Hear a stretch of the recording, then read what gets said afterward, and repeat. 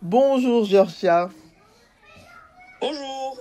bienvenue sur le podcast Afropéenne. Je suis très contente de te recevoir et j'ai vraiment hâte d'écouter ton récit parce que je sais que je vais apprendre une tonne de choses. Est-ce qu'on peut commencer par te présenter? Oui, du coup, je suis Georgia. Mhm. Je suis... Qu'est-ce que j'ai? J'ai 30 ans, bientôt 31, mais c'est un détail. Je suis la plus petite d'une grande sororité. J'ai 7 sœurs, dont une sœur jumelle. Ah, génial. Je suis née à Bruxelles, j'ai grandi à Bruxelles, j'ai étudié à Bruxelles, puis j'ai fait l'université à Saint-Louis, puis j'étais à l'UCL pour faire le master, et puis il y a quelques années, il y a 2 ans, j'ai fait un master complémentaire à l'ULB. Ok. Grosso modo, voilà. Ok. Et je travaille dans le notariat depuis 2019. Ok, ça va. Bon, on a déjà quelques super éléments. Alors, avant d'aller plus loin sur qui tu es, j'aime bien toujours savoir, est-ce que le terme afropéenne est un terme que les invités connaissent? Donc, du coup, est-ce que tu connais et est-ce que tu te sens concerné par ce terme? Est-ce que je le connais? Je sais pas si je le connais, mais en tout cas, moi, dans ma définition, après, j'ai pas fait de recherche, j'aurais tendance à dire, afropéenne, les descendants, tous les afro-descendants qui ont grandi ou qui sont nés, ou en tout cas qui vivent en Europe. Mhm. Et donc, ça fait une référence à ça, donc afro et puis européen. Et donc, c'est un peu un mix des deux. Donc, Ouais. je trouve ça sympa comme mot. Ok. Parce que je pense quand même que je me définis un peu là-dedans, du coup. Ouais, tu te reconnais dans ce terme-là, c'est pas quelque chose qui te paraît Ouais. malvenu ou... Non. Ok, super. Alors, continuons du coup sur toi. Est-ce que tu peux nous raconter un peu ton parcours? Comment est-ce que ton enfance se déroule? Comment est-ce que tu fais tes premiers pas dans la vie? Comment est-ce que tu choisis tes études? Voilà, est-ce que tu peux nous expliquer un peu tout ça? Ouais, je peux essayer. Alors, du coup, quand j'étais petite, j'étais très turbulente. Ah, J'étais, joyeuse. ouais, j'étais pas une très très bonne élève. Ce qui m'a sauvée, c'est parce que j'ai jamais eu trop de difficultés à l'école, globalement. Mhm. Ce qui m'a sauvée, mais c'est qui a fait aussi que j'ai quelques difficultés. Je suis quelqu'un même dans mon travail, c'est ma plus grosse difficulté, c'est la précision et la rigueur. Parce que Ok. j'ai toujours globalement jamais eu trop galéré dans les études. Ok. Oui, j'avais facilement la moyenne, etc., sans faire trop d'efforts. Du coup, je me suis un peu trop souvent contentée du minimum, parce que le minimum, c'était au-dessus de la moyenne. Donc forcément, C'était bon, ça passait. même si les profs disaient oui, plus de rigueur et des précisions, essaye de plus travailler, j'étais là, de toute façon, je réussis, donc pourquoi me fouler? Donc c'est vrai que ça m'a poursuivi beaucoup. Mhm. Encore maintenant que j'essaie de travailler ça, mais bon. Voilà, mais donc du coup, c'est vrai que j'étais un peu une élève assez turbulente parce que j'ai toujours eu ce souci on va dire, de la justice. Et donc, quand il y avait des choses qui me plaisaient pas et que je trouvais injustes, je criais dans toute la classe et je me levais et je défendais les causes. Oh là là. Et ça m'a très vite, c'était comme ça. Après, voilà, j'étais aussi un peu impertinente, etc., etc. Mais bon, voilà, du coup, c'était ça. Après, au secondaire, ça s'est un petit peu continué, mais c'est aussi un petit peu calmé, on va dire. Ok. On va dire, petit à petit, j'ai choisi mes combats et aussi la manière de le faire. Mhm. Et donc, oui, et puis, en fait, tout simplement, ça m'a amené dans les études de droit. Donc, quand je suis arrivée en réto, je savais pas trop ce que je voulais faire. Et c'est vrai que quand je disais, je sais pas ce que je voulais faire, toujours me disant, moi, je trouverais bien en droit, je serais trop bien avocate, etc. J'étais là, ouais, parce que forcément, j'étais celle qui adorait les débats, en plus en finir et tout. Mais ce qui est étonnant, c'est que j'ai jamais voulu être avocate. Enfin, peut-être plus jeune, mais en tout cas, très vite, quand j'ai commencé mes études, mon bachelier à Saint-Louis, j'ai tout de suite su que je voulais pas être avocate. Ok. Et du coup, c'est vrai que c'est assez perturbant, parce que quand on fait les études de droit, on pense toujours à avocat, et J'allais quand on justement sait ou dire quand ça. on n'a pas envie de faire avocat, on est très vite perdu dans les études, parce que inconsciemment ou consciemment, je sais pas si c'est la volonté, mais on nous présente pas trop d'autres options en fait. Ah, ok. Donc, même Moi, quand pendant j'étais en les CDI, études, vous rendez pas, en première année, quand on c'est mon s'inscrit en opinion. droit? Oh, pardon. Ouais. Après, honnêtement, faut pas être honnête, je me suis jamais trop, Mhm. voilà, j'ai fait mes études sans réellement penser, on va dire, au lendemain. Quoi, j'étudiais, je réussissais, et voilà, je savais que je voulais être avocate, mais allez, dès que je suis arrivée en première bachelier, je me suis pas tout de suite projetée ni en deuxième ni en troisième. Enfin, donc c'est aussi, je me suis peut-être pas assez intéressée, Ok. on va dire dans mes études. Enfin, je veux dire ça comme ça parce que peut-être que voilà, peut-être que les choses ont changé ou peut-être que c'est juste moi. J'ai pas vu d'autres options et enfin j'ai pas vu les opportunités qui se présentaient. Enfin en tout cas, je sais pas moi les comment on appelle ça, les portes ouvertes ou des trucs comme ça. Mais c'est vrai que moi j'avais tendance à voir que même ouais, pendant les portes ouvertes, bah, c'était Deloitte, les Big Four et les grands cabinets qui venaient se présenter, etc. Mais ça restait toujours très avocat, très juridique, Ouais, c'est juriste ça. d'entreprise, Mhm. fiscal, etc. Donc toujours le même milieu, quoi. Donc enfin voilà, moi le notariat, j'en ai pas réellement entendu durant mes études, vraiment ou brièvement, et ça m'a même pas marqué, quoi. Oui, Donc c'est dingue, hein, c'est dingue. Parce que moi, j'ai su que les études de droit menaient au notariat la première fois que j'ai eu affaire à un notaire, c'est-à-dire pour acheter. Donc, oui, bah je me oui, dis, oui, c'est c'est une ça. info qui est pas tout à fait connue du grand public. Enfin, moi, je parle en tant que personne tout à fait externe. Hein, donc, moi, quand on me dit droit, bah oui, je pense tout de suite avocat ou juriste, mais on n'imagine même pas qu'il y a d'autres métiers liés au droit. Ouais, mais je Donc, pense que vraiment les gens s'imaginent pas, quoi. Mais donc du coup, oui, voilà, moi j'ai fait mes études et je savais que je voulais pas être avocate, mais je savais pas ce mhm, que je voulais faire. mhm, Euh, et puis après, j'ai fait mon master à l'UCL. Là, j'ai fait une filière droit humanitaire. Et donc, j'ai fait mon mémoire aussi là-dessus. Et donc, c'est vrai que ça m'a plu. Et donc, j'étais là, bah oui, j'aime bien défendre les causes, etc. mhm. Voilà, l'une des raisons pour lesquelles je voulais pas être avocate, parce que pour moi, le droit, c'est pas la justice. Même si j'aime vraiment ce que je fais, j'aime vraiment le droit et j'aime vraiment apprendre. Bah, clairement, le droit, c'est pas la justice. Non. Et quand t'es avocat, t'es souvent amené justement, bah, les gens viennent chez toi parce que ils ont des problèmes. Les Mhm. gens viennent pas chez toi parce qu'ils ont des bonnes nouvelles et parce que tout va bien dans leur vie. Eh oui. Et j'avais un peu le sentiment de me dire, bah voilà, en fait, je vais gagner ma croûte pour les Sur le problèmes dos des des gens. problèmes, ouais. Et, enfin, je dis pas que c'est mal, hein, que les avocats, non, Bah non, il pas en du tout dans ce faut, hein. sens-là. Mais moi, ça me déprimait un petit peu, quoi. J'étais en mode, Ouais. je vais voir que des Partage. problèmes, Ouais. ouais, c'est bon, quoi. Des dossiers, écrire des tartines de conclusion. Voilà, ça me botte pas, j'aime pas, etc. Et donc, après mes études, j'ai travaillé, quelques mois dans un cabinet à Bruxelles, mais Mhm. qui avait un pool en fait pro bono, et donc il faisait des projets avec des réfugiés, etc. Et donc dans le cadre de mon master, de ce que j'avais fait, je trouvais ça intéressant, et donc j'ai fait ça quelques temps, j'ai vraiment beaucoup aimé. Et donc là, du Et coup, c'est vrai que tu t'es quoi, juriste? juriste, ouais, juriste. Donc Et donc, les une causes fois que t'as humaines fait tes études, dans oui, c'est l'humanitaire. une fois que t'as fait des études, t'as fait tes 5 ans de droit, bah t'es juriste, quoi. Et Oui. donc tu Si peux un tu peu fais pas le travailler dans tout. barreau, Euh, si tu C'était passes... pas du tout le barreau, donc Non, je dis, c'est si tu rien à voir. passes pas Enfin, le barreau, t'es c'était pas avocat. C'est ça. oui, c'est ça. Donc, pour être avocate, donc, t'as fait tes 5 ans d'études, et puis tu trouves un stage, Mhm. et puis, ouais, tu fais le stage de barreau 3 ans, et puis voilà, quoi. Ok.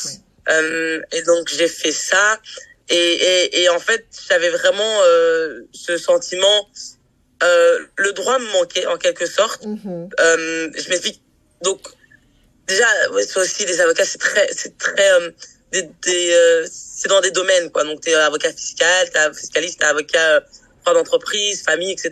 Mhm. Après, chaque de ces différents, j'imagine, et c'est très, dans un domaine très précis. Et moi, Ouais. c'est vrai que comme j'ai beaucoup aimé mes études, ça me manquait un peu d'étudier un peu tout dans le droit, enfin, le côté un peu, voilà, tantôt civil, tantôt fiscal, tantôt, famille. Mhm. Enfin, le truc un peu, je voulais quelque chose de plus général. Ok. Bah, surtout que, oui, le droit des étrangers, c'est super bien, mais bon, en termes il y a pas plus figé, entre guillemets, j'ai envie de dire, que le droit des étrangers, parce que Mhm. forcément, la Belgique est assez fermée, là-dedans, enfin l'Europe tout simplement, parce que c'est beaucoup de lois européennes aussi. Et puis alors ouais, j'ai pensé au notariat, parce que je me dis, ah bah tiens, c'est très large, il y a tout, et quand j'y ai pensé, honnêtement, je savais même pas quoi exactement. C'est juste que je me dis, ouais, je sais même plus comment ça m'est arrivé à Ouais, l'esprit c'est ça que j'allais cette te idée. demander. Mais Comment honnêtement, tu je sais as... plus, je pense Ah, que je parlais avec une amie qui faisait aussi du droit. Euh, et je sais plus, je pense qu'on en a parlé, elle m'a dit, j'ai dit, ah ouais, c'est vrai que notariat, tu touches à tout. Je sais que tu touchais à tout sans réellement savoir exactement qu'est-ce que tu faisais exactement, quoi. mhm, Donc, mhm, donc j'ai postulé. Je pense que j'ai postulé dans une seule étude, bah, c'est l'étude où je travaille actuellement. mhm. Si je me trompe pas, peut-être dans d'autres, je sais plus du tout. Bref, et puis j'ai eu mon entretien, ça s'est super bien passé. Et donc voilà, j'ai commencé en mai 2019 Ah, t'as pas dû et ça m'a faire... très vite plu. t'as pas dû faire, je sais pas moi, une formation... Enfin, non? Non, non, du tout. Ah, ok. Donc, en fait, pour travailler dans le notariat, bon, pour être clerc de notaire, après ton bachelier en droit, normalement, tu peux déjà être clerc de notaire. Donc, Ok. une fois que tu as déjà fait tes 3 ans, tu peux faire clerc de notaire. Après, c'est soit aussi dans le notariat, c'est très en termes de comment on dit ça, monter les grades, c'est Mhm, très limité. Donc t'es clerc de notaire, tu peux être clerc de notaire toute ta vie. mhm. Et si tu veux au-dessus, t'as candidat notaire. Donc candidat notaire, c'est quand tu passes le concours pour être notaire. Et puis une fois que t'es candidat notaire, tu travailles encore quelques années. Et puis après, tu passes notaire si tu rachètes une étude, etc., etc. Ok. Donc si tu veux, il y a comme 3 échelons quoi. Donc tu Mais commences pour être clerc de candidat notaire et notaire, là, il faut avoir un master en droit ou pas du tout, ouais, pour être toujours pas. candidat notaire, donc tu dois faire les 5 ans de droit, Oui. et puis tu fais ton master en notariat, et puis donc tu travailles dans une étude, tu fais 3 ans de stage. Ok. Donc moi là, je suis à ma 2e année de stage, donc c'est un peu Ok. comme le barreau. Oui. C'est 3 ans de stage, mais tu fais, enfin, sauf que voilà, c'est ici, je fais exactement la même chose que ce que j'aurais fait sans mes 3 ans de stage, quoi. Donc c'est mon Mhm, travail mhm. habituel. Ok. Voilà, Ok. c'est juste que voilà, j'ai des petits rapports à rendre, j'ai 2 rapports à rendre par an. J'ai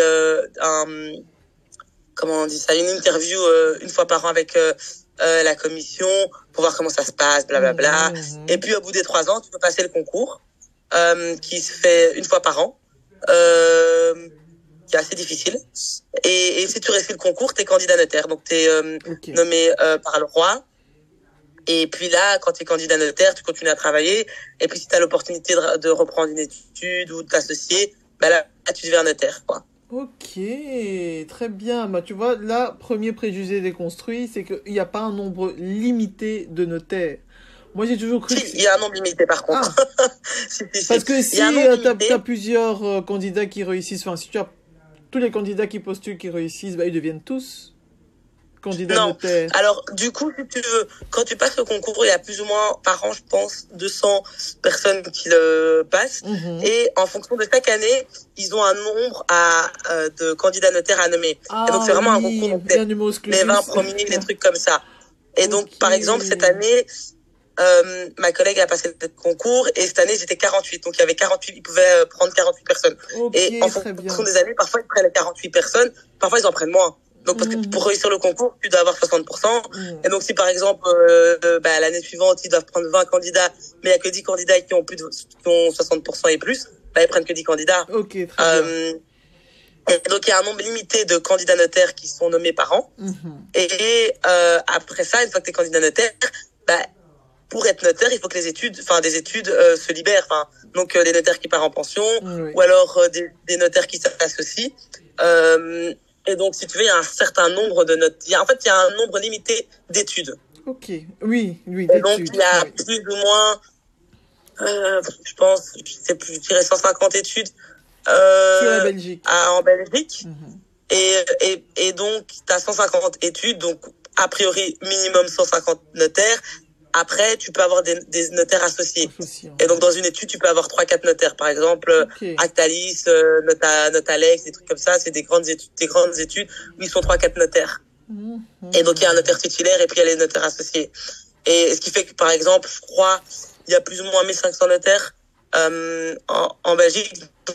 Ok. Donc, lui-même n'est pas limité, mais le nombre d'études est Je limité. comprends, je comprends. Quand Comme tu les es candidat pharmaciens, notaire, ouais. bah, tu peux Oui, tu peux être pendant 5 ans, 10 ans, enfin, et rester comme, entre guillemets, candidat notaire parce qu'il n'y a pas d'études qui se sont libérées. Bon, évidemment, chaque année, ça se libère parce que les notaires sont vieux, ils prennent leur pension, etc. Mais oui, et puis voilà, t'as encore le fait de, bah, il faut reprendre l'étude, donc il faut payer, etc.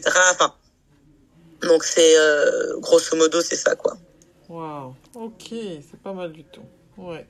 Et donc, toi tu aspires à être candidat notaire, à reprendre une étude, c'est quelque chose qui te tend? Alors, candidat notaire, oui, parce que c'est une plus-value, parce que voilà, t'apprends plus et bah, t'es mieux payé, etc. Enfin, d'échelon, voilà, c'est mieux. Après, être notaire, je ne sais pas encore. Ok. C'est voilà, être notaire, c'est être chef d'entreprise. Ouais. C'est beaucoup de travail, c'est beaucoup de stress. Ouais. C'est vraiment énormément de stress parce que voilà, on réalise pas, mais tu peux très vite faire, tu peux faire des bêtes erreurs, mais qui peuvent avoir des grosses conséquences, mais surtout grosses conséquences financières. Et donc ouais, tu peux même. Ah, il y a un problème avec ton micro, je C'est ouais, pense. c'est pas. Il y a un problème avec ton micro. De Ah, temps en tu temps, ça m'entends? coupe. Oui, de temps en temps, ça coupe. Je sais pas pourquoi. Ah oui. Ah oui, attends, je vais checker. Ouais. Mais donc oui, c'est candidat, oui, notaire à voir. On verra avec au fil des années Ouais. comment ça se passe. Ok. C'est vraiment cool ce que je fais. J'aime vraiment ce que je fais, mais être notaire. Enfin, quand je vois mon notaire, il est tout seul. Il est notaire depuis 2016. Bon, et après il a racheté l'étude. On a déménagé il y a 2 ans, donc il a un gros crédit. Il a un gros crédit, etc. Mais c'est pas l'éclat, quoi. C'est pas l'éclate, Ouais. c'est réglé beaucoup.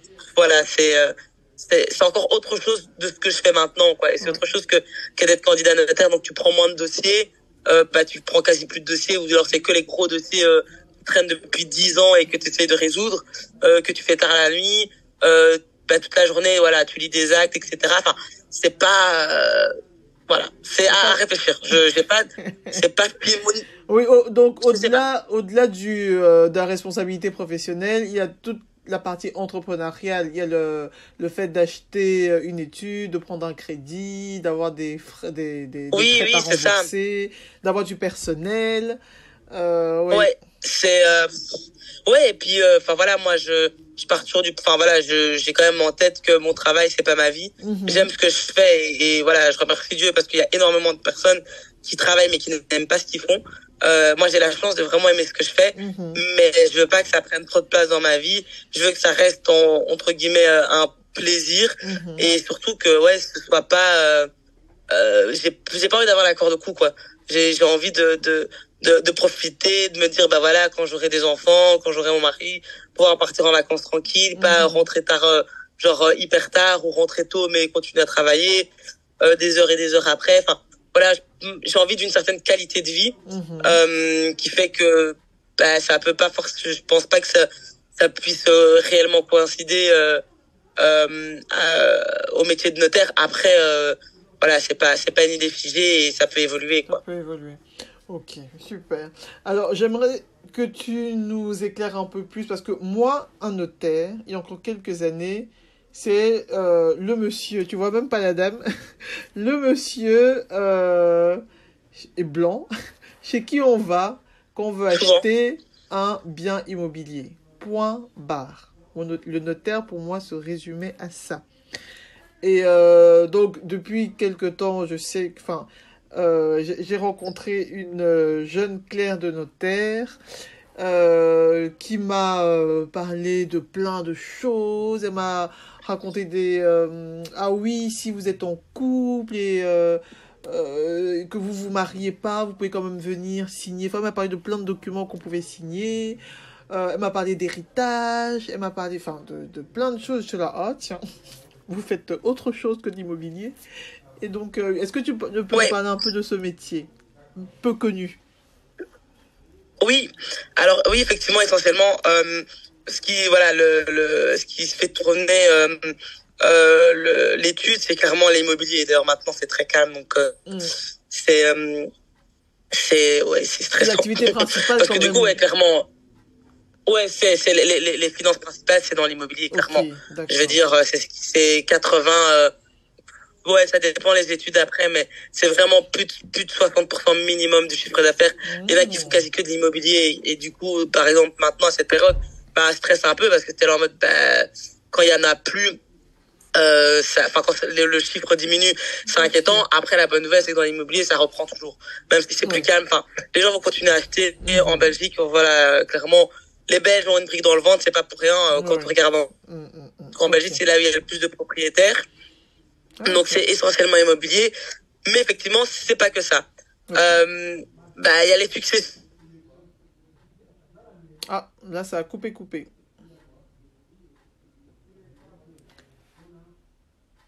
Allô? Donc, quand une personne... Ah, ça coupe, hein. Là, pendant 2 minutes. Bah, crédit du défunt. Allô? Ah, attends. Allô? Oui.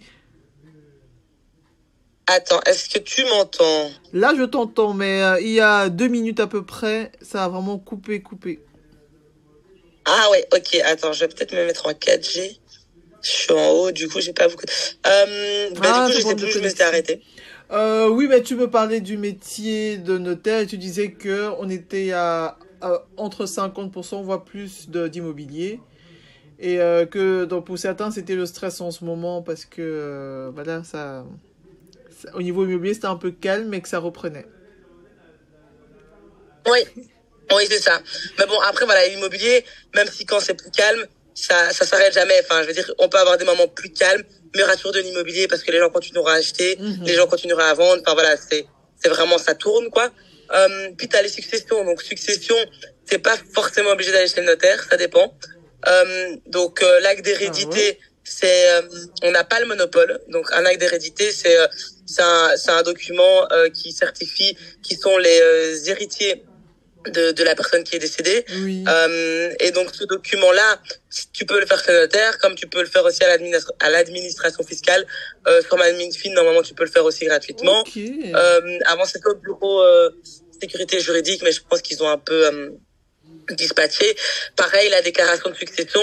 Donc, la déclaration de succession, c'est le document, c'est pas un document authentique, donc c'est un document juste que tu dois envoyer au fisc pour dire la personne, déclarer le patrimoine du défunt pour qu'on calcule ses droits de succession. Oui. Et donc, ce document, les notaires peuvent le faire, mais toi aussi tu peux le faire, enfin un comptable peut le faire, etc. Okay. Donc ça c'est le volet entre guillemets non obligatoire dans les successions. Après, t'as, par exemple, si tu veux renoncer à la succession, tu dois passer chez le notaire. Si y a des enfants mineurs, mais déjà si il y a des enfants mineurs, il faut passer devant le juge de paix pour qu'il donne l'accord pour l'acceptation ou la rénonciation. Si c'est acceptation, il faut faire un inventaire et donc le notaire doit intervenir. Grosso modo, okay. Voilà. Ah, ouais. Après, t'as aussi tout le volet vraiment, on va dire, familial. Au-delà des successions, à la suite des successions, t'as par exemple 3 frères et sœurs, ils se disputent pour l'héritage de leur maman ou de leur papa. Ça va devant le juge et le juge renvoie chez un notaire pour mettre fin à ce qu'on appelle l'indivision. Donc l'indivision, c'est quand des personnes sont propriétaires ensemble d'un bien ou ici par exemple d'un patrimoine et donc ils sont tous liés par ce patrimoine et donc on va les faire sortir de cette indivision, donc on va répartir le patrimoine pour chacun et comme ça il y a plus de unicité, chacun on divise en le nombre de personnes quoi. Okay. Grosso modo c'est ça. Okay. Puis t'as aussi pour les divorces, donc si par exemple divorce à l'amiable, ça peut se faire chez un notaire ou je pense aussi chez un avocat, je suis pas certaine. Mais aussi dans les divorces, justement aussi quand ils veulent divorcer mais ils sont pas d'accord pour la maison, qui reprend quoi, etc. Là aussi, on appelle ça une liquidation de partage. Et donc on va chez le notaire pour partager le patrimoine existant des époux. Okay. T'as aussi société. Si tu constitues ta société NSRL ou une société anonyme, tu dois passer chez le notaire. Okay. Donc ça, c'est des actes obligatoires qui devant chez le notaire. Oui. T'as quoi? T'as certains baux, donc les baux commerciaux, c'est chez le notaire. Ah oui. T'as quoi pour les indépendants? Une déclaration pour protéger le logement familial. Qu'est-ce qu'on fait? Des donations. Ouais, on fait un peu, ouais, globalement, Oui. c'est beaucoup patrimonial, immobilier, société. Donc, t'as tout le volet société, fusion, etc. Droit d'entreprise, quoi. Donc, ouais, c'est pas que l'immobilier, mais on fait essentiellement de l'immobilier. Ok. Bon, juste une question qui me passe comme ça par l'esprit avant de revenir sur le métier même. Les droits de succession, ça c'est toujours un truc qui m'a fasciné. Parce que je me dis, je sais pas si c'est qu'en Belgique ou si c'est dans toute l'Europe pareil, mais ces droits sont quand même affolants. Enfin, je sais pas si j'utilise le mot juste, mais la succession, parfois c'est dramatique. Il y a des gens qui refusent la succession parce que ça leur coûte plus cher d'accepter le droit de succession. Enfin, je sais pas si j'utilise des bons Ouais, termes. Ou alors des parents qui doivent donner avant parce qu'ils savent très bien que ben, après leur ouais. décès, ça va être impayable. Ouais. Je- Bah, alors deux choses. Moi, mon avis, c'est clairement les droits de succession, c'est du vol. Pour la bonne et très simple raison, parce que t'es payé. Enfin, toute notre vie, on est taxé doublement. Enfin, je veux Mhm. dire, voilà, t'achètes ton pain, tu l'achètes avec ton salaire. Ton salaire t'a déjà été imposé. Le pain, tu vas payer 6%. Donc voilà, on a toujours été doublement imposé. Mhm. On est tout le temps doublement imposé. Mais les droits de succession, c'est encore pire, c'est que par exemple, tes parents, ils ont acheté une maison, donc ils ont payé les droits d'enregistrement à l'achat, ils payent le cadastre chaque année. À leur décès, tu vas payer des droits dessus, alors qu'ils ont déjà tout payé. Enfin voilà, Et c'est des droits énormes. Enfin, je veux dire, effectivement, c'est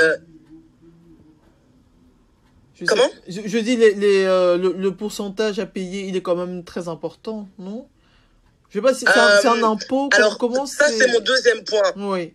C'est mon deuxième point. Donc c'est clairement, je pense que clairement les droits de succession de tous les impôts, c'est le plus, on va dire, aberrant. Après, de deux choses une, les gens qui sont en mode oui, je vais donner avant, je dois refuser parce que c'est trop, etc. C'est des problèmes de risque. Concrètement, C'est quand tu as une vrai. maison, non mais vraiment, après problème de risque, je vais quand même nuancer parce que le souci, maintenant, c'est aussi, enfin, je vais pas rentrer dans les détails, mais les droits de succession, non seulement par rapport au fait de doublement imposer et par rapport au fait que les tranches, donc t'es imposé par tranche. Donc, par exemple, de 0 à 100 000, c'est 3%. De Mhm. 101 000 à 200 000, c'est 5%, 7%. Donc, et ça va jusqu'à 30%. Ah Au-delà de ouais. 500 000, c'est 30%. Donc, Ouais. le souci, en fait, quand tu vois ça, tu dis, OK, oui, ça va, c'est plus ou moins ça. Le problème, c'est que, contrairement aux autres droits d'enregistrement, aux autres impôts, les droits de succession, en fait, ils n'ont jamais été révisés. Ça veut dire il y a 50 ans ou 60 ans à l'époque, quand ça a commencé, ça s'était tombé à 90 000. Et donc, du coup, quand t'étais toujours quasi sur la première ou la deuxième tranche, parce que t'étais, pas, j'invente, hein. Mhm. J'ai pas les taux en tête, mais, Mhm.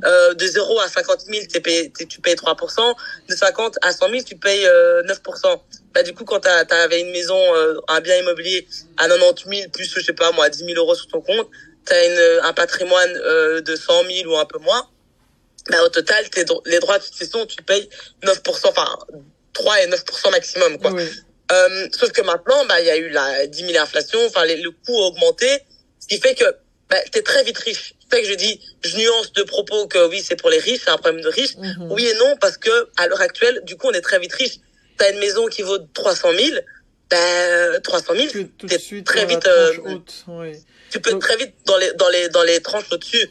Après, c'est vraiment au cas par cas, parce que voilà, si t'es marié, si t'as des enfants, il y a plein de réductions, il y a, ouais, 3, 4 réductions, t'as, des sortes d'abattements, etc. Donc, globalement, une famille classique, un parent qui décède, il y a son époux survivant, ils ont 2 enfants, euh, voilà, ils ont pas beaucoup d'argent, ou alors ils ont peut-être 100 ou 200 000 sur leur compte.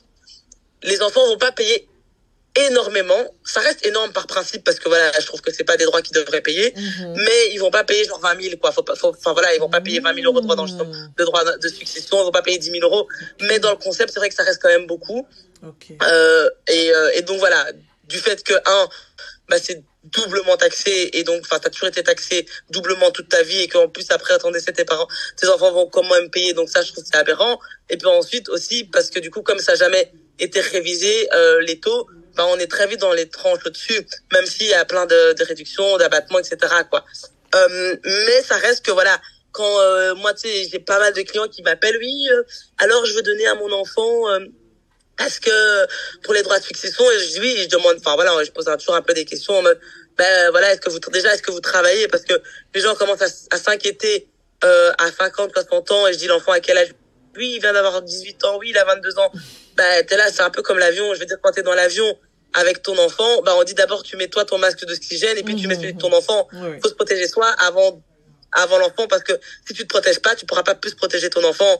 Et donc quand il y a des clients qui viennent chez moi avec ils ont juste une maison comme dans leur patrimoine et un peu d'argent de côté, je leur dis déjà si vous êtes super jeune, attendez quoi, votre enfant il a le temps, laissez-le faire ses conneries, dilapider son propre argent, etc., galérer un petit peu, et puis après dans 10 ans ou ouais dans 5 10 ans on reverra la situation. Mais à l'heure actuelle, au vu de votre patrimoine, votre enfant, voilà, il va pas être surendetté parce qu'il va accepter votre succession, quoi. Okay. Donc, a priori, voilà, les gens s'inquiètent beaucoup, mais il n'y a pas d'inquiétude. C'est sûr que des gens qui ont 3-4 biens et qui sont, voilà, ils ont un seul gosse et ils ont plus de 400 000 sur leur compte. Oui, là, c'est intéressant de prévoir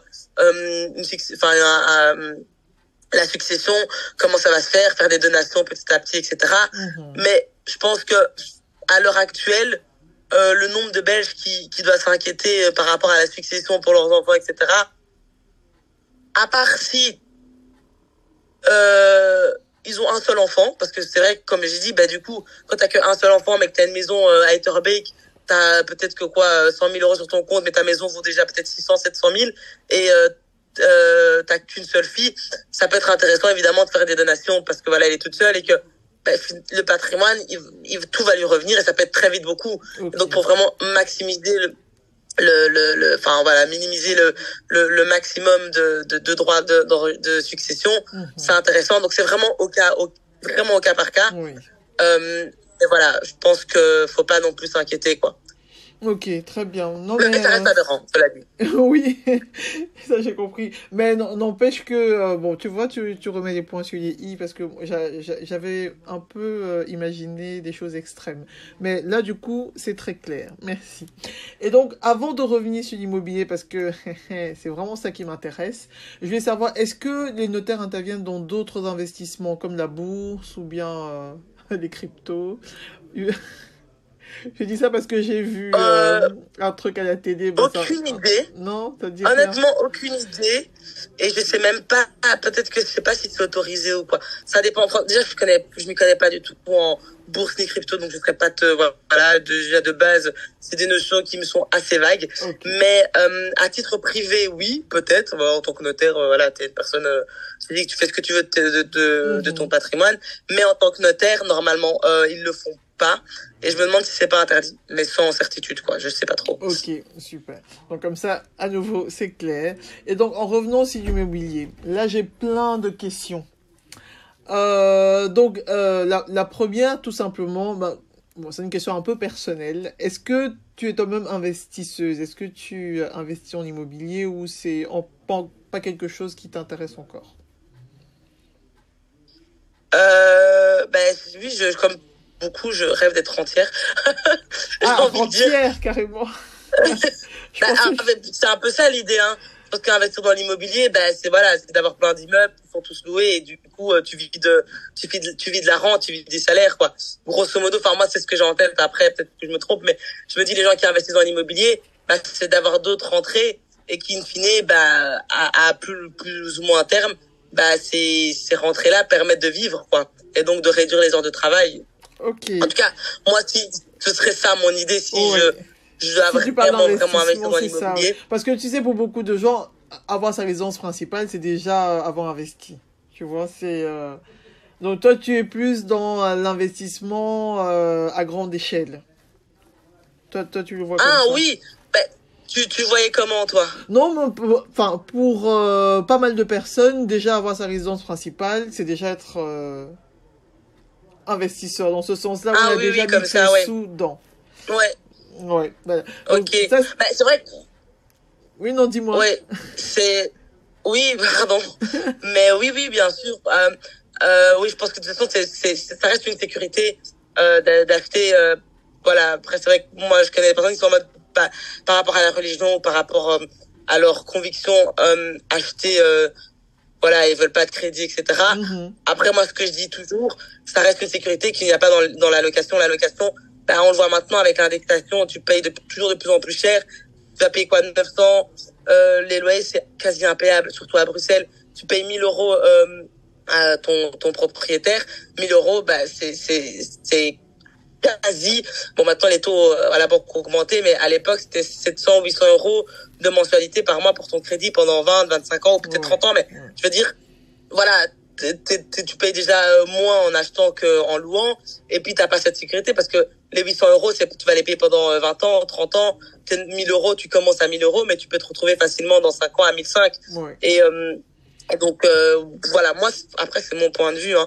Mais donc, je pense que oui, comme tu dis, c'est toujours bien d'avoir son propre bien, et puis aussi de pas, tu sais où va ton argent, tu dis, bah voilà, mon argent, bah, dans 20 ans, 30 ans, ce bien m'appartiendra, et je pourrais le revendre, et voilà, et pas louer, et te dire que ça aussi, cette insécurité, le propriétaire, il revend le bien, bah, le nouveau propriétaire, il veut habiter le bien, et donc, il donne un préavis de 6 mois, et donc, toi, tu dois trouver autre chose. Mais quand t'as loué il y a 20 ans un loyer super bas et que tu ressors 20 ans après en 2023 avec des loyers qui sont mirobolants, bah t'es là en mode bah je vais jamais trouver parce que moi maintenant je suis à peut-être 700 euros de loyer et maintenant les taux actuels, enfin les loyers actuels sont au minimum 900, 800. Enfin après ça dépend de la situation, mais si tu te retrouves avec des gosses, etc., c'est compliqué. Donc clairement, moi je pense que c'est clairement bien d'investir. Moi récemment j'ai acheté avec ma sœur, donc une maison de rapport. Et après voilà, moi c'est parce que voilà je voulais acheter et je trouve que oui, c'est plus de sécurité quoi, c'est plus safe. Ok, super. Est-ce que tu peux nous dire exactement comment intervient un notaire? Donc, quelles sont les différentes étapes pour l'achat de l'immobilier et comment est-ce que le notaire intervient dans tout ça?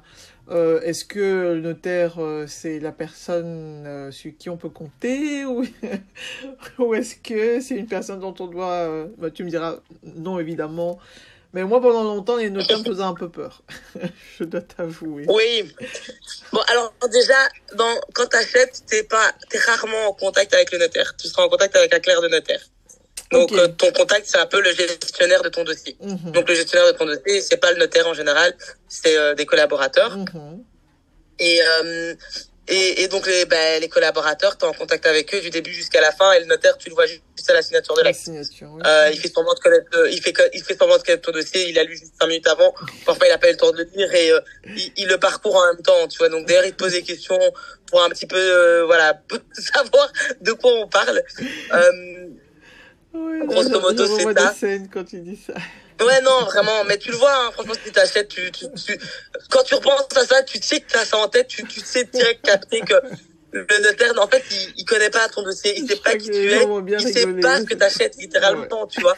Donc, c'est en lisant, en fait, il lit lui-même, il te fait la lecture de l'acte, mais lui-même, il le lit pour lui-même, tu vois, donc, il découvre en même temps que toi. Donc, c'est vraiment ça, quoi. Et donc, c'est le gestionnaire qui s'occupe de ton dossier.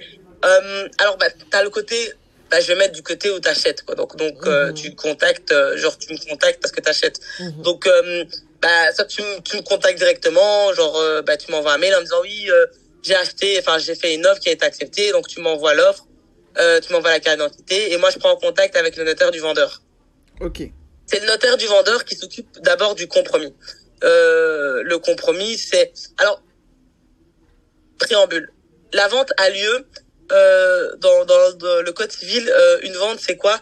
C'est un accord sur une chose et sur le prix. Donc c'est un accord entre deux personnes minimum, donc il faut deux personnes et qui se mettent d'accord sur quoi? Sur ce qu'ils vont sur un objet, quelque chose, et sur ce prix. Et donc quand tu connais cette définition, la vente normalement elle a lieu au moment de l'offre. À partir du moment où tu signes une offre, t'es lié par ton engagement, t'es lié par la vente. Et l'idée, en fait, du notaire, son rôle, en fait, c'est de sécuriser. Un notaire, c'est vraiment, il sécurise ton achat et il donne une certaine valeur juridique à ton achat. C'est ça qu'on appelle l'acte authentique. C'est pour authentifier et en disant, moi, notaire, j'ai authentifié que un tel a acheté tel bien et un tel a vendu tel bien à telle personne. Mais globalement, la vente, elle se fait une fois qu'on est d'accord sur le prix, sur la chose, et qu'il y a deux personnes. Donc, et il y a même des ventes qui se font sans l'intervention du notaire. On voit ça beaucoup en Wallonie pour des terrains de ferme, etc. Ils se mettent d'accord ensemble et voilà. Maintenant, c'est assez rare en Bruxelles, quasi. J'ai jamais entendu, mais grosso modo, c'est ça. Et donc, du coup, ta vente, elle a déjà eu lieu. Excuse-moi, je t'interromps parce que là, tu m'apprends un truc hallucinant. Il y a des gens qui peuvent vendre et acheter l'un à l'autre sans passer devant le notaire. Et l'acte authentique, comment ils l'obtiennent? Bah, il y a pas d'acte authentique vu qu'il y a pas de notaire. Donc, c'est juste un contrat. Ils signent un contrat à deux. Après, je t'avoue que moi, j'ai jamais fait parce que j'ai jamais eu de dossier là-dessus, mais je sais que récemment une dame m'a contacté en disant bah voilà on a un terrain familial et notre voisin il a intéressé ou je sais pas trop qui ou le fermier d'à côté a intéressé pour acheter mais il veut pas payer les droits d'enregistrement etc. Non, ils voulaient pas payer les honoraires du notaire et donc ils disaient qu'ils peuvent le faire de gré à gré. Et sans passer chez le notaire, bah moi j'ai demandé au notaire, j'étais là, parce que pour moi j'étais là, non, pas possible. Enfin oui, si ça se fait en Wallonie. Et grosso modo, ce qu'ils font, c'est que ils font un acte, donc ils font un papier, un contrat, tous les deux ils signent. Monsieur un tel, Madame un tel a vendu un tel à qui, qu'est-ce qu'ils ont vendu, et ils signent tous les deux et ils vont à l'enregistrement pour enregistrer cet acte. Et donc ça fait c'est l'acte qui n'est pas authentique, mais c'est un acte d'achat et de vente c'est le titre quoi. Après, ça se fait essentiellement sur les terrains, quoi. Ça se fait pas sur les maisons, quoi. J'ai jamais encore entendu sur des immeubles. J'ai jamais encore entendu, mais en tout cas, ouais, ça se fait en Wallonie. Enfin, les Wallons, ils sont un peu chill, quoi. Ils sont chill. Mais oui, ils sont chill. Mais du coup, oui, voilà. Et donc, t'as ton offre, le compromis. Donc, le compromis, c'est le notaire du vendeur qui le rédige et donc pour le rédiger il a besoin de plein de documents. Donc on va vérifier que le bien que tu vends est aux normes, que t'achètes est aux normes, qu'il n'y ait pas de souci au niveau du PEB parce que il y a plein de documents qui sont de plus en plus obligatoires. Donc tout ce qui est PEB, PV électrique, attestation du sol, renseignements urbanistiques, donc les renseignements que la commune donne pour savoir s'il n'y a pas d'infraction, si le bien, si je sais pas moi t'achètes un commerce, que en fait la commune pour elle c'est pas un logement. Oui. Ouais. Donc des trucs comme ça, donc on vérifie un peu tout ça. Et puis le notaire du vendeur rédige le compromis, il nous l'envoie, on vérifie, on discute, blablabla, on fait des modifications, et puis on se voit pour signer le compromis. Et souvent il y a une clause suspensive. Donc la clause suspensive, c'est une clause qui va suspendre en fait les délais du compromis. Pendant souvent 4 semaines parce que l'acquéreur doit faire un crédit et donc on suspend le temps qu'il ait son crédit. S'il n'a pas son crédit, la vente est annulée. S'il a son crédit, on poursuit. Ok.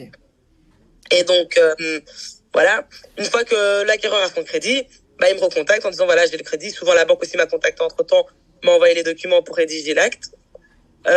Et donc là moi je fais ma part donc des recherches. Donc je fais un certificat hypothécaire. Donc le certificat hypothécaire, c'est pour vérifier qu'il n'y a pas d'hypothèque sur le bien. Une hypothèque, c'est quoi? C'est une sécurité que la banque prend.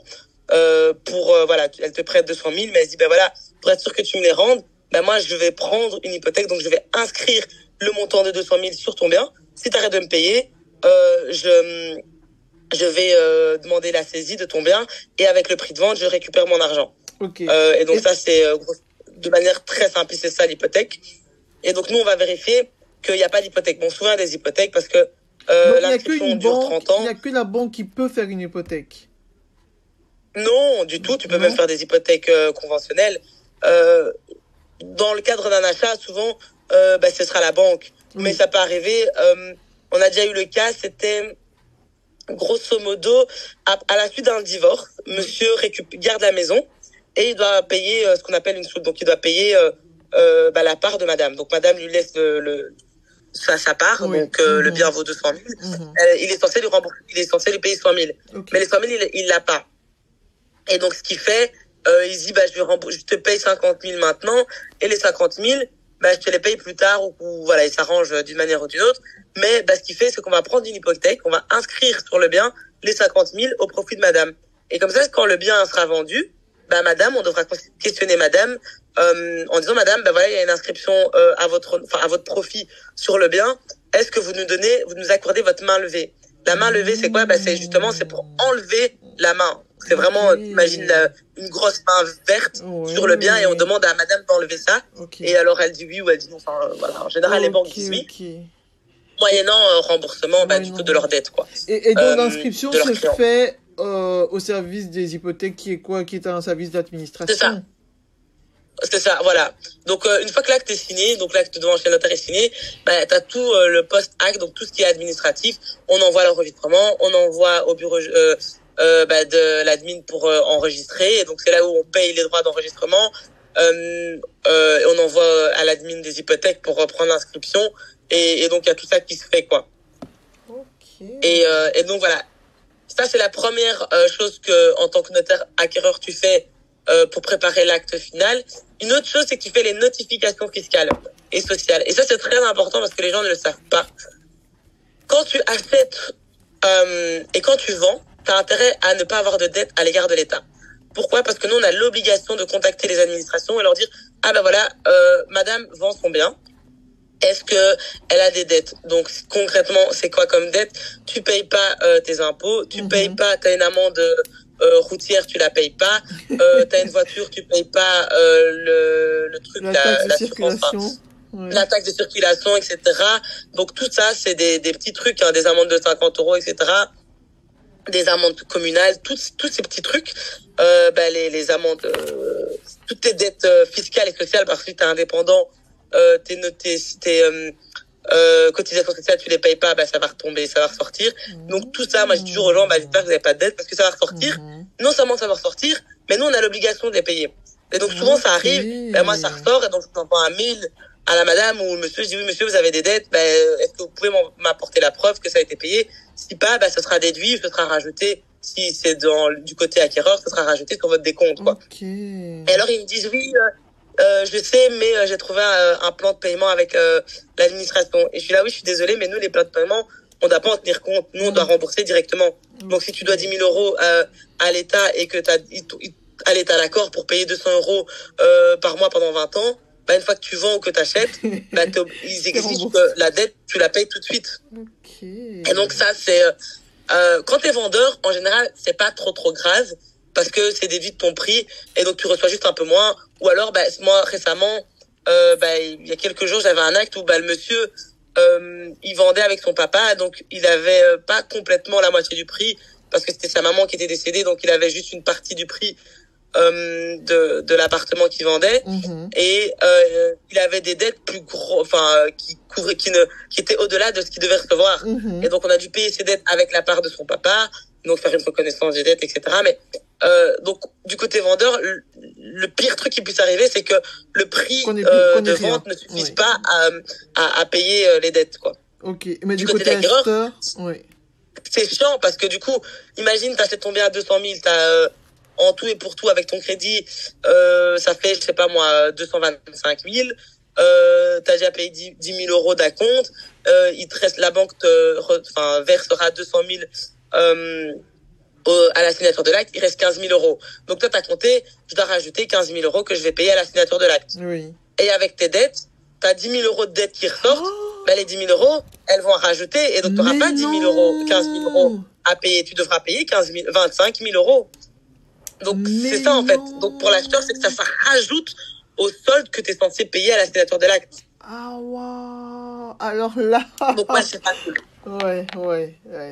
Alors ça c'est pas cool. Ça c'est de l'info. Enfin, j'ai pas de dette, hein, mais c'est. Oui, c'est ça. En général, idéalement, on n'a pas de dette. C'est de l'info. Mais ça pas. Après, je t'avoue que moi, en général, au niveau des acquéreurs, c'est jamais des grosses dettes. Ou alors c'est des dettes qui savent payer, et voilà. c'est des petits Ouais, parce trucs. que je me dis, si tu te lances dans un processus d'achat, enfin, quand même, c'est que, Oui, tu normalement, vois? t'as quand même les finances, c'est que t'es Oh, assez stable, quoi. Tu payes ouais, tes dettes. c'est Parce que bon, ça, c'est que tu si te déjà t'as du dis, mal à payer tes dettes, ouais, tout va bien c'est dans ma chaud. vie, je peux passer à l'étape supérieure, je peux acheter, c'est pas Oui, j'ai plein oui, de c'est dettes, je ça. vais l'acheter. Globalement, c'est ça. Après, Mais, ouais, donc voilà. mais oui, mais c'est vrai qu'une Ça, c'est vieille un point très taxe, important. un vieux truc qu'on a laissé traîner des années, on s'en souvient même plus, Oui, ça peut ben, tu sais, il y a arriver. des trucs qui ressortent, hein. Oui, oui, oui, Ouais, non, il y a des j'imagine. dossiers où les gens, ils sont en mode, on reçoit des précomptes immobiliers qui datent de, je sais pas moi, 2016, quoi. C'est la même. Et Ouah. parce que aussi, faut savoir que l'administration, en dessous d'un certain montant, elle va pas te prévenir. Enfin, Mhm. elle va pas faire de rappel parce que ça coûte rien. Donc moi, je me suis retrouvé parfois avec des dettes où il reste 7 euros à payer et l'admin ne va pas envoyer de notification Mhm. au vendeur en disant monsieur, vous avez 7 euros parce que ils disent bah, en fait le courrier me coûte 7 euros quoi. Ok. Donc ils vont attendre que il y aura une transaction ou par exemple en cas de décès ça ressort aussi quand tu es un héritier et que tu hérites, on doit aussi faire les notifications et donc voilà, donc ils attendent parfois que il y a un mouvement, en fait il y a un transfert, c'est vraiment ça. En fait nous on contacte les administrations quand il y a un transfert de propriété. Mm, Donc dès qu'il y a de l'argent en fait qui va circuler mm. dans l'étude, bah du Ils coup se on servent doit les contacter parce qu'on au va se dire passage. voilà, c'est ça. On doit faire une saisie arrêt en disant bah voilà, il y aura de l'argent qui va revenir à un tel monsieur, est-ce que ce monsieur est clean? Si pas, bah on doit Oh payer les là dettes. là, excellent, excellent, excellent. Mais alors, donc là, tu t'es mis du côté de l'acquéreur. Et si tu te mets du côté du vendeur, ça se passe comment? Qu'est-ce que tu lui apportes? Bah, du côté du vendeur, bah, je lui apporte, bah, je rédige son compromis. Ou Mhm. alors c'est parfois c'est l'agence immobilière qui le rédige. Oui, ça j'ai souvent vu, Je c'était lui les demande les infos. agences. Comment? J'ai souvent vu ça, les agences, enfin, pour la première partie, on va à l'agence et on signe Ouais. le compromis là. Donc, je me souviens Oui, que c'est j'ai fait ça. ça Et donc aussi. les agences rédigent et juste ils nous l'envoient pour vérification qu'ils ont rien oublié, etc. Mhm. Et donc du côté de vendeur, en général, quand il y a une agence et que l'agence fait très bien son boulot, j'ai rarement des contacts avec le vendeur. Moi, je l'envoie juste un mail en disant voilà, j'ai reçu par via l'agence que vous vendez votre bien, félicitations. C'est avec plaisir que je m'occuperai de votre dossier et je lui informe grosso modo comment ça va se procéder en disant bah voilà, euh, l'agence va rédiger le compromis ou alors l'agence m'a transmis le compromis. Je vous le transfère aussi pour que vous puissiez vérifier que tout est OK si vous avez des questions. Je pose aussi des questions au niveau est-ce que le bien est libre? Est-ce que le bien est occupé? Est-ce qu'il y a un loyer? Enfin, il y a un locataire, sinon je dois demander le bail, etc. Donc vraiment vérifier que tout est OK. Mhm. S'il y a des infractions, je lui explique comment ça se passe. Enfin, voilà, au niveau de vendeur, en général, j'ai pas moi ce que je dois prendre, enfin c'est juste plutôt lui demander, lui soutirer les réponses entre guillemets et les documents et les informations par rapport à son bien quoi. Ok. C'est surtout ça Ok. qu'on fait du côté vendeur quoi. Oui, moi ce que j'ai déjà vu aussi, et ça avec le recul ça me choque, mais bon à l'époque j'étais jeune, voilà, je suivais un peu, et ben pour mon premier achat, on n'avait qu'un notaire. Moi l'acquéreur, oui, je sais pas comment on dit au féminin, et le vendeur, on avait le même notaire. C'est en fait l'agence qui m'avait trouvé, enfin qui avait tout fait, hein. C'est des choses qui se font encore maintenant. Moi je parle de 2011, ouais. Je sais pas si c'est... Oui, alors et ça aussi c'est bien, enfin c'est bien de mettre aussi les choses au clair. Un notaire c'est pas un avocat. Moi mhm, mes clients je vais les défendre mais au niveau légal. Donc je les assure que ce qu'ils achètent ou ce qu'ils vendent soit légal. ok. Et c'est très important. La responsabilité du notaire, elle court pour les deux notaires que je sois notaire acquéreur ou notaire vendeur. Ça veut dire que si je suis notaire vendeur par exemple et que Mhm, mon client vend un bien et qu'il y a une infraction, je le sais. Donc je lui dis ah, j'ai vu que le bien est en infraction, je peux pas cacher l'infraction ou camoufler l'infraction parce que c'est mon client. J'ai ok. l'obligation en termes de responsabilité de prévenir le notaire de l'acquéreur. Si je ne le fais pas, ma responsabilité est en jeu. Et donc j'ai pas je suis en fait on est censé être impartial et c'est vrai que même encore D'accord. maintenant parfois les notaires enfin les clercs de notaire et les notaires aussi parfois ils oublient qu'ils sont censés être impartials et et viser la justice et le côté légaliste. Et l'idée, c'est, voilà, c'est pas de prévaloir mon client ou quelque chose que ça. Après, c'est vrai que, par exemple, si mon acquéreur, c'est son premier achat, il est stressé, etc., il me dit, écoutez, moi, j'aimerais vraiment traîner, entre guillemets, 2, 3 semaines, la signature du compromis parce que la banque prend plus de temps, etc. Là, oui, je vais essayer de faire traîner les choses parce que je me dis, bon, c'est pas illégal et il y a rien de mal et c'est une faveur, entre guillemets, que je fais au client, mais qui n'est pas non plus en défaveur par rapport au vendeur. Enfin, ça va pas poser, ça va pas, oui, poser problème ou mettre en porte-à-faux le vendeur ou voilà, c'est des trucs bidons ou alors négocier pour je sais pas moi, pour le vendeur qui puisse rester plus longtemps dans le bien après la signature sans devoir payer une grosse indemnité ou voire pas du tout d'indemnité. Enfin, tu sais, c'est des petits trucs comme ça. Ok, on le fait, mais tout ce qui est juridique, etc., on est censé être impartial. Et c'est vrai que les notaires, parfois, on l'oublie. Et donc, avoir un notaire qui, pour les deux parties, moi j'ai déjà eu souvent ça dans des dossiers, il y a aucun problème. L'information que je donne à l'acquéreur, quand ça le concerne, je lui donne juste à lui. Quand ça concerne que le vendeur, je donne aussi juste au vendeur. Mais globalement, il y a pas de secret. Enfin, je veux dire, s'il y a une infraction, de toute façon, même s'il y avait un autre notaire, je l'aurais dit aussi. Donc, c'est, il y a rien de mal à avoir un seul notaire. Et parfois, je trouve que même parfois c'est mieux parce que ça va plus vite. Okay. Parce que c'est vrai qu'avoir deux notaires, en fait, c'est juste des intermédiaires. Imagine, tu dois parler à ta voisine, mais pour parler à ta voisine, tu dois parler à l'autre voisine qui est à gauche. Et donc tu dis l'information à celle qui est à gauche, elle va dire à celle qui est à droite, et puis ça revient chez celle qui est à gauche, et puis ça revient chez toi. Enfin, parfois ça prend du temps parce que les collaborateurs les deux doivent prendre des vacances. Oui, c'est ça. Il faut attendre que les deux notaires soient dispo. Oui, et puis même en termes d'infos, parfois c'est donc moi j'ai l'information, je vais la transmettre au collaborateur, le collaborateur, le temps qu'il me réponde, qu'il transmette à son client. Enfin, même parfois moi je dis au client, contactez l'agence pour demander à l'agence le numéro du vendeur ou de l'acquéreur, communiquez ça entre vous, parce que je leur dis, ça aide pas toujours d'avoir des intermédiaires, parfois pour des petits trucs, et c'est plus facile.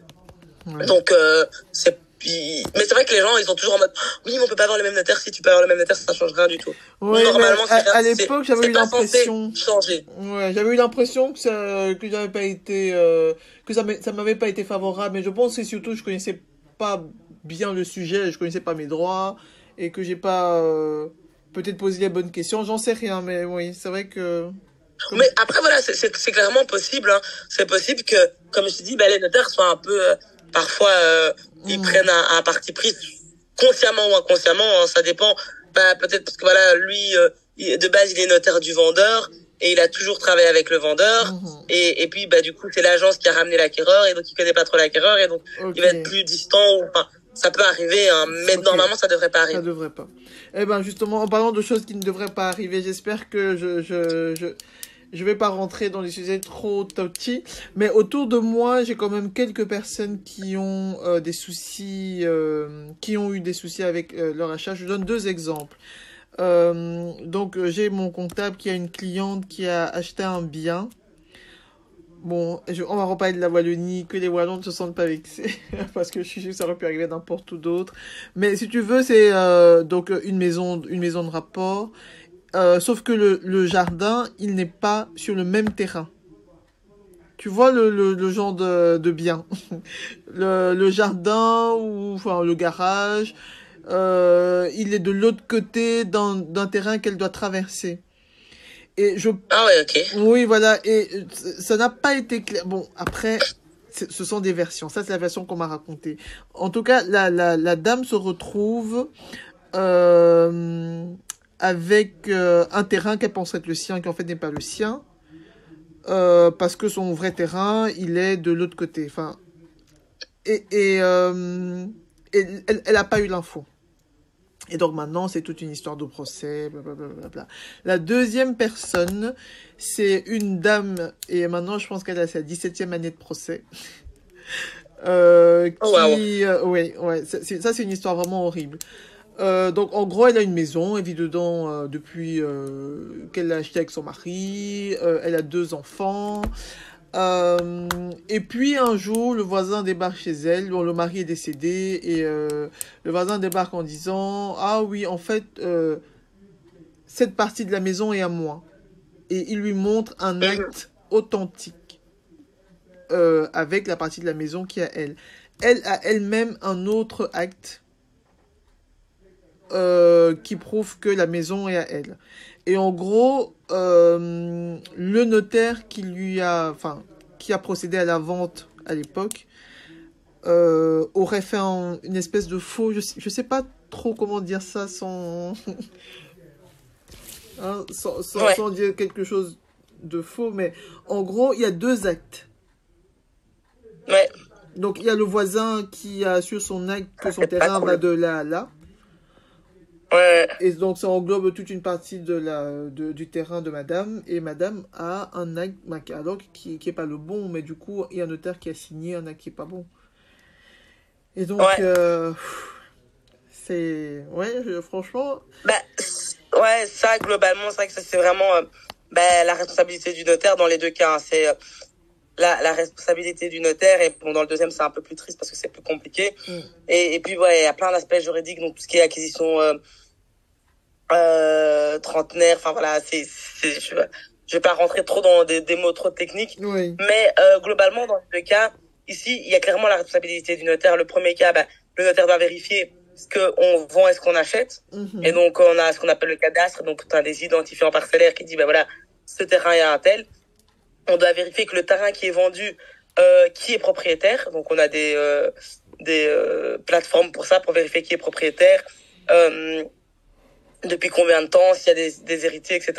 Vérifier le titre de propriété. Et mhm, donc, voilà, bah, concrètement, quand moi je suis côté vendeur, bah, je demande le titre de propriété, je vérifie bah, le titre, c'est le nom de qui sur dans le titre, quand est-ce qu'il a acheté, etc. Enfin, tout ça, c'est des choses que tu es censé vérifier au niveau administratif. Bah, le bien il est situé où exactement, bah, vérifier sur Google. Parfois aussi, si juste tu tapes Google Maps, je tape sur un bien, je vois le bien, ben, je vois que pour accéder à la maison, bah, il faut passer par un petit chemin qui a l'air d'être sur le terrain de la voisine. Bah, la première question que je pose, je dis, ben, ici, je demande juste tout bêtement au, au vendeur, ben, en fait, comment vous accédez à la maison, comment vous arrivez, enfin, comment vous mhm. rentrez par la maison. Oui, c'est Et ça. alors là, il m'explique, ah ben oui, c'est le chemin.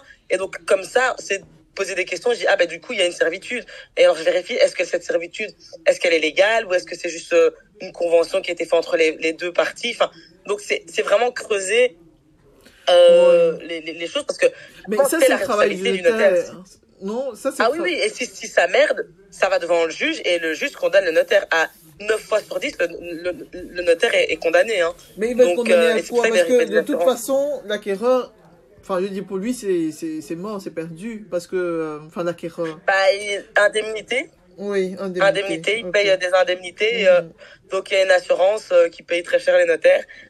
Et donc, c'est pour ça, c'est parce que voilà, c'est pour bah, assurer bah, quand il y a des dommages, bah, il faut payer. Et donc, ça sert à ça, quoi. Ok. Et dans le deuxième cas, c'est pareil. Là, il y a clairement eu une faute du notaire. Et donc là même, en fonction de ce qu'on arrive à prouver, la responsabilité personnelle du notaire peut être engagée parce qu'il a clairement il a merdé quoi. Et c'est vrai qu'à l'époque aussi de plus en plus, maintenant ça arrive un peu moins, mais c'est vrai que les plus vieux notaires, ils faisaient beaucoup n'importe quoi. Ils étaient un peu voilà, c'était tes notaires du village, tout le monde te connaît, tu vas être Mhm. gentil, t'octroies des faveurs et des trucs comme ça. Donc, dans les vieux notaires, enfin, voilà, moi, mon notaire, il est encore jeune notaire, mais il a des dossiers de l'ancien notaire. Ouais, c'est ce genre de merde, quoi. C'est genre Ok. des trucs qui datent depuis 10 15 ans. Les Il y a trois arrangements. successions dedans. Ouais, ouais, non. Et du coup, c'est parce que il y a eu beaucoup de laisser-aller. Et donc, ouais, malheureusement, ça arrive encore. Et ben, la responsabilité du notaire est en jeu, quoi. Ok. Ok, bon, comme ça c'est une partie qui est aussi clarifiée. Alors, j'avais encore deux petites questions. Alors, le 12,5% de droit d'enregistrement. J'ai eu l'information très douloureuse qui est que dans certains pays, c'est beaucoup moins. Et je pense que dans certains pays, ça va même jusqu'à 1%. Et je me suis dit, mais pourquoi? Ah, c'est possible. Mais c'est quoi ce truc? Pourquoi nous on doit payer autant? Qui a fixé ce taux? Et C'est des impôts ouais. régionaux, du coup. 12,5, c'est à Bruxelles et en Wallonie. 3%, c'est en Flandre. Ouais. Si t'es pas encore propriétaire, 3% en Flandre, bah, tu vois tout de suite que les Flamands ont de l'argent, hein, parce que bon, qu'ils arrivent à récupérer. Ouais, donc si t'es pas encore propriétaire et que t'achètes un bien en Flandre, ouais. tu payes 3%. Si t'es en Wallonie, c'est 12,5. Et à Bruxelles, c'est aussi 12,5. Et puis ils ont mis le système d'abattement. À Bruxelles, bah, depuis le 1er avril, ça a été augmenté. À l'époque, bah, jusqu'au 1er avril, c'était 175 000 euros. Mm-hmm. Et donc, ça veut dire que les 175 premiers 1000 euros, tu payes pas de droits d'enregistrement. Okay. Et au-dessus, bah, tu payes 12,5. Donc, si tu achètes un bien à 200 000, tu payeras, bah, 12,5 sur 25 000 et pas sur 200 000. Maintenant, c'est passé à 200 000. Et donc, du coup, bah, si tu achètes un bien à 250 000 ou même à 200 000, bah, tu payes le taux fixe qui est de 50 euros. Ouais, ça c'est pas mal. Ça c'est pour un primo-acquéreur. Ouais, c'est vraiment pas mal à Bruxelles. C'est pas pour les investisseurs, ça. Mais... Non, c'est pas pour les investisseurs. Okay, ça, on reste à 12,5. T'as pas d'abattement. À côté de ça, il y a des conditions. Il faut rester 5 ans sur le territoire, blablabla. Donc. Maintenant, ça aussi, ils ont modifié. Donc, tu dois être domicilié dans les 3 ans. Oui. Enfin, ils ont modifié. Tu dois être domicilié toujours dans les 3 ans. Donc, t'as 3 ans pour te domicilier. Et tu dois rester 5 ans. Si tu restes pas 5 ans, tu vas rembourser le prorata des nombres d'années que t'es pas resté. Donc si tu achètes et que tu restes 2 ans, bah tu vas rembourser 3 ans sur les je sais pas moi, je crois que c'est du coup je sais pas 25 000 euros d'abattement que tu auras bénéficié, 25 000 euros de réduction. Bah tu vas payer 3/5 de ce montant-là quoi. Alors qu'à l'époque tu devais rembourser l'intégralité. Ah oui, mais moi je suis resté sur l'intégralité. Ah, pas mal. C'est bien, ça s'adoucit.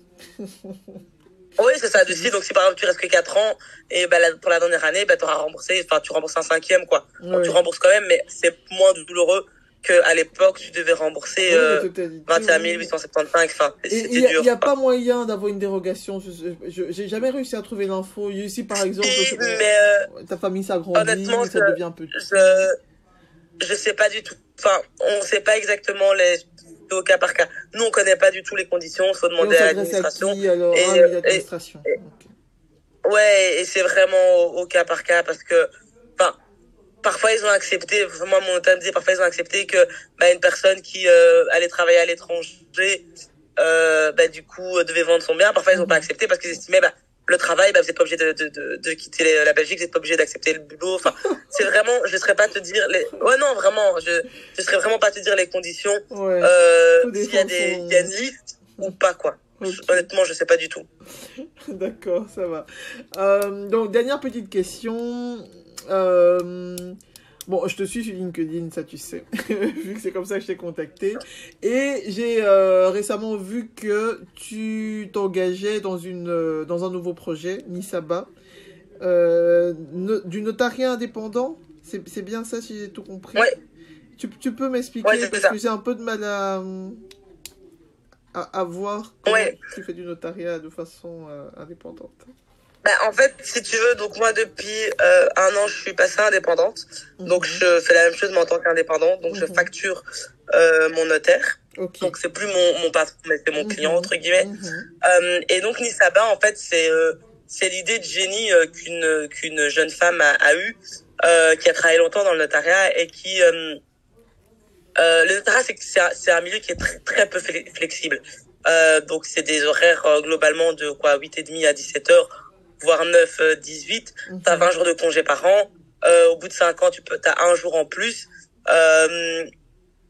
et donc, ouais, c'est assez peu flexible, et donc tu dois toujours travailler depuis ton bureau. Maintenant, grâce au Covid, on découvre qu'on peut faire du télétravail, donc c'est génial. Mais bon, tous les notaires ne sont pas friands du télétravail, et donc elle était, je crois qu'elle avait essayé de faire le concours, elle a essayé 3 fois et elle a raté. Puis entre-temps, son mari devait aller travailler aux États-Unis. Et donc, elle est partie, elle l'a suivi. Et elle a pensé, au fait, c'est quand même dommage de pas, elle aimait bien ce qu'elle faisait, de pas avoir un sorte de continuer à travailler, mais en étant détachée, d'une part, détachée au niveau territorial, donc travailler depuis de l'autre côté. Et puis aussi détaché en disant, j'aide en fait des notaires dans des missions. Donc c'est-à-dire un notaire, il travaille avec 2 collaborateurs, il y a l'autre qui est enceinte et qui prend en congé pendant 3 ou 6 mois et il a besoin d'un renfort que pendant 6 mois et il veut pas engager quelqu'un dans des nouveaux contrats qui sont lourds, etc. Elle s'est dit, voilà, moi je peux remplacer. Ou alors souvent, par exemple en Wallonie, il parle pas néerlandais. Du coup, il y a un client au notaire qui achète en Flandre. Du coup, le notaire ne parle pas néerlandais et donc elle est bilingue. Donc elle se dit, voilà, moi je peux m'occuper de ce dossier-là parce que pour vous alléger, etc. Tu vois. Et donc c'est comme ça que lui est venue l'idée de créer cette entreprise Nisaba. Donc Nisaba, c'est une entreprise qui travaille avec des juristes indépendants et qui propose des services aux notaires. Et donc les notaires contactent Nisaba en disant voilà, j'ai telle mission, j'ai besoin d'un renfort pendant autant de temps, etc.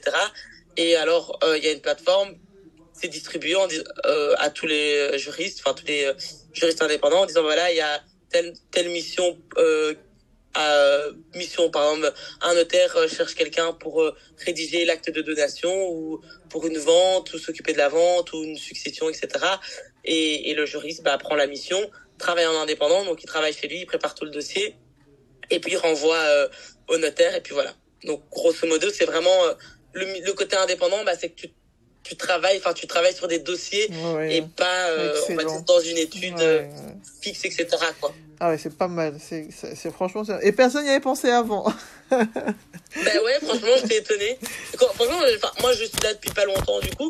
Et quand je parlais avec elle, je disais, mais c'est fou parce que, elle a eu un peu le même parcours, j'imagine, que toutes les personnes qui sont chez Nisaba aussi. On n'est pas beaucoup, c'est, je crois, une dizaine. On a tous eu ce côté un peu, manque de flexibilité.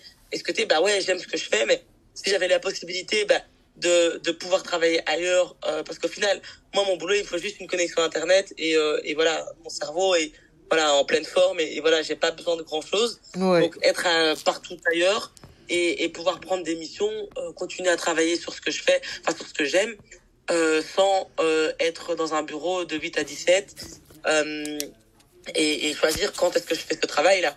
Et pas dire de 8 à 17, tu vas travailler pendant 7 heures toute la journée sur ce dossier. Et si je vais travailler 2 heures aujourd'hui, 3 heures ce soir et 5 heures demain, je le fais, quoi. Tant qu'on me donne une deadline et que je respecte la deadline, voilà, si le travail est fait, c'est le plus important. Et donc, je trouve ça vraiment génial qu'elle ait pensé à ça, quoi. Ah, génial. Non, franchement, les entrepreneurs n'arrêtent pas des idées. Et c'est quoi, c'est une start-up ou je sais pas, c'est juste une entreprise? C'est une SRL, oui. C'est une SRL, je sais pas combien d'années ça, mais donc c'est une SRL et je pense que voilà, ça va aller de plus en ça va prendre de plus en plus d'ampleur à mon avis. Pourquoi? Parce que le milieu, du fait que maintenant l'immobilier stagne un petit peu, par rapport aux notaires, ils veulent, il y a eu quand même pas mal de licenciements depuis le Covid. Oui. Ah oui, dans votre domaine, ok. Oui, parce que des notaires qui, avec le Covid, tout a stagné pendant 2 ans et puis maintenant avec l'inflation, etc. Leur chiffre d'affaires a complètement diminué. Il y a eu une réforme aussi récemment en janvier qui a entre guillemets réduit les honoraires des notaires et donc du coup tout ça mis ensemble fait qu'il y a des notaires qui leur chiffre d'affaires a diminué beaucoup ou plus ou moins beaucoup et donc qui ont dû licencier ou alors ils hésitent à engager et du coup ils prennent des dossiers perso donc genre eux-mêmes ils travaillent sur les dossiers alors que en général les notaires ne travaillent pas sur les dossiers et donc ils font le côté gestionnaire mais ils veulent pas engager parce que t'as tout le côté lourd du contrat et donc ils délèguent chez Nisaba en disant voilà moi j'ai pas le temps de m'occuper de ces dossiers. Par exemple nous à l'étude mon notaire pendant tout un temps les successions on en avait beaucoup trop et ça nous saoulait quoi et donc du coup jusqu'à présent toutes les successions il les refile à Nisaba quoi. Il dit voilà il s'occupe de donc à l'étude on fait quasi plus de successions parce que c'est Nisaba qui fait quasi toutes nos successions quoi et donc du coup je pense qu'avec la situation actuelle, il y a des notaires qui hésitent à engager et donc Nisaba ça peut être une bonne option quand ils sont dans des rushs. Et puis aussi maintenant le fait que voilà on est en Belgique, il y a deux langues, il y a des gens qui se dispatchent de plus en plus, qui bougent de plus en plus. Donc t'as des Wallons qui veulent acheter à Bruxelles et Oui, qui c'est veulent ça. acheter en Wallonie et en Flandre, pardon. Et donc du coup il y a pas la langue. Les notaires wallons ils parlent pas le néerlandais. Très peu en tout cas parlent le néerlandais. Et donc du coup ils se retrouvent avec des dossiers qui connaissent pas la langue, ils savent pas gérer quoi, ils savent pas vérifier si tout est correct, etc. Et donc du coup ils font aussi appel à Nisaba. Et donc ouais, je pense que avec le temps ça peut bien grandir quoi. Ok, ah ouais, génial. Comme quoi, ça n'arrête pas. Alors, euh, pour revenir un peu sur le sujet afropéenne, est-ce que tu peux me dire si être une femme et enfin plus particulièrement une femme noire a été dans ton parcours quelque chose, un point d'achoppement? Est-ce que ça a été quelque chose de difficile, quelque chose, un non-sujet ou peut-être même un avantage, qui sait? Ouf, un avantage, j'ai pas eu l'impression. Non, honnêtement, non, je pense pas que ça a en tout cas été un désavantage. Euh, Après, je pense que c'est aussi un peu, ça dépend un petit peu des personnes. Enfin, moi, honnêtement, j'ai jamais, en tout cas, eu le sentiment du fait que parce que j'étais noire, j'ai pas eu le boulot, des trucs comme ça. Mm, Donc ça, pas. mm, Euh, Après, moi, clairement, je travaille dans un milieu de blanc, quoi. Je veux mhm, dire, quand j'ai tous mes collègues sont blancs, mais quand on a des sortes de after work ou des réunions, enfin, des cercles d'études, avec les différentes études de Bruxelles, etc., il y a que des blancs, des blancs, c'est chiant. Mais bon, voilà, c'est comme ça, hein, Et mais, pourtant, ouais, dans non, le droit, il y a énormément ouais, d'afrodescendants clairement. dans le droit. Et, Énormément. et Énormément. En droit, on se bon, demande même où ils sont, en fait. Parce que dans les études, tu les ok. vois beaucoup. Oui, c'est ça. Et après, c'est vraiment hyper dispatché. Enfin, voilà, après, je connais pas du tout le milieu, tout ce qui est barreau. Mhm. Mais vraiment, il y en a énormément durant les études. Mais après, c'est vrai qu'on les voit beaucoup moins. Dans le notariat, on n'en voit quasi pas. Mais donc, ouais, moi, personnellement, je l'ai, euh, je l'ai, euh, je l'ai pas mal vécu. Mhm. J'ai j'ai pas eu le sentiment d'être discriminé. Même si moi personnellement ça m'ennuie un peu d'être que d'entourer de blancs. Mhm. Mais voilà, c'est comme ça, c'est comme ça. C'est J'essaie comme de ça. motiver les gens à travailler dans le notariat pour avoir plus de Ok. diversité, mais bon. Ok. Ce sera pas pour demain, mais voilà. Il faut Oui, ce commencer sera un pas pour jour. demain, mais bon. Il faut commencer Ouais, un peut-être jour. un jour. Ok, ça va. Et alors, est-ce que tu as, ici, là pour le coup, c'est vraiment la dernière question, est-ce que tu as un mantra? Est-ce que tu as quelque chose qui t'a guidé depuis tout ce temps, quelque chose que tu transmettrais à ta fille? Ouf. Bonne question. Je Ouais. sais pas, je pense. Honnêtement, je pense pas. Mm, Euh, je pense que c'est un peu peut-être compliqué, enfin compliqué non, mais euh, on va dire euh, ouais peut-être le mot compliqué. Il y a parfois t'as un peu ce syndrome un peu de l'imposteur, tu vois, t'es là, est-ce que je suis vraiment à ma place, est-ce que je mérite, machin, mhm, etc. mhm. Ça, je pense que c'est un peu tous les afrodescendants, ou enfin voilà, tous les enfants, je pense, de parents étrangers, à un moment ou à un autre, en tout cas qui ont réussi, qui réussissent ou qui galèrent, enfin voilà, ou en tout cas qui ont atteint leur ambition, ça peut peut-être arriver. Après, moi, je pense croire en peut-être bateau, mais croire en soi et croire en ses capacités, quoi. Et vraiment, enfin, moi, je me suis toujours dit, bah, si un blanc peut le faire, je peux le faire, quoi. Ok. Franchement, c'est fois mille. Je peux le faire fois mille, mais c'est bête, mais, enfin, voilà.